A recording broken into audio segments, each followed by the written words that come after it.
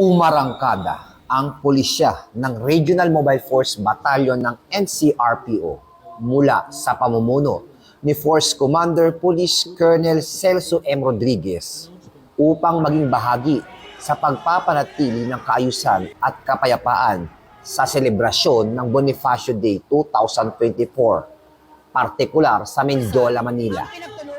Personal namang nagsagawa ng inspeksyon sa mga na-deploy na kapulisan si Police Brigadier General Ponce Peñones na siyang DRDO ng NCRPO na nakasuperbisa sa detalye ng mga aktibidad upang siguraduhin ang kaligtasan at kaayusan ng bawat isa sa selebrasyon ng Bonifacio Day.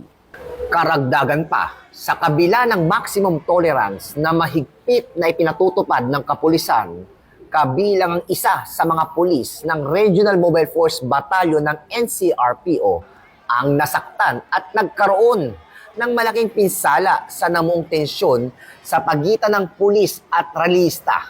Gayunpaman, nanatili ang maximum tolerance, disiplina at profesionalismo ng kapulisan.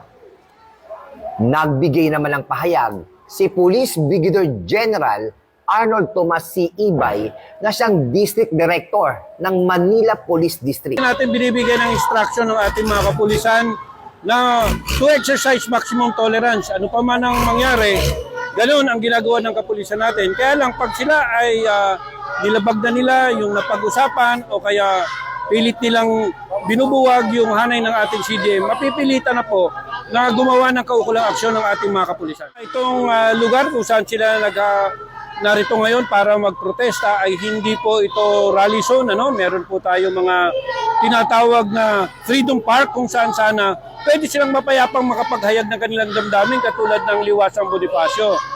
Kaya po natin sila hinaharang dito unang-una dahil wala po silang permit.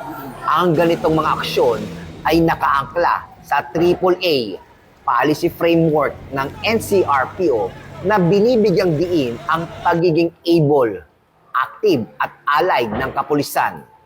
Sa pamumuno ni NCRPO Acting Regional Director na si Police Brigadier General Anthony A. Abirin at kasabay sa mabuting adikain ni PNP Chief na si Police General Romel F. Francisco D. Marbil na siguraduhin sa bagong Pilipinas ang gusto ng pulis, ligtas ka. Ako po ang inyong Police News Network Correspondent, Police Senior Master Sergeant Mauricio Bonilla Ruiz, alagad ng batas, tagapagtaguyod ng balitang pulis.